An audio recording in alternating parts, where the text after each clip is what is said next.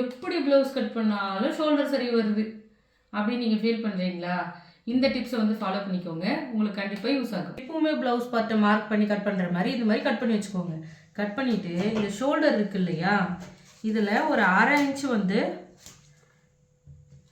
Mark பண்ணி இப்படி slanting லைனில் போடுங்க. இப்போ இதை நீங்கள் கட் பண்ணிவிட்டு தைச்சிங்க அப்படின்னா ஷோல்டர் ஃபால் வர்றதை கம்மி பண்ணலாம். இந்த ஒரு டிப்ஸ் தான் இருக்கா, இதான் எனக்கு தெரியுமே அப்படின்னு நீங்கள் கேட்டிங்கனாலும் இன்னும் 2 டிப்ஸ் இருக்குது.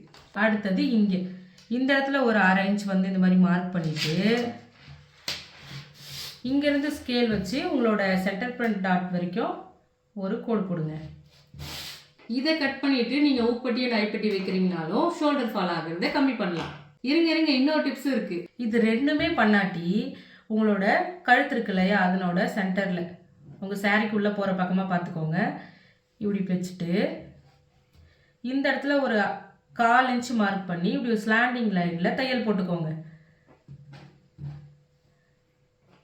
இந்த மாதிரி நீங்கள் பிடிச்சிட்டிங்கனாலும் ஷோல்டர் ஃபால் ஆகிறத கம்மி பண்ணலாம். நமக்கு தெரிஞ்ச விஷயத்தை நம்ம மற்றவங்களுக்கும் சொல்லிக் கொடுப்போம்.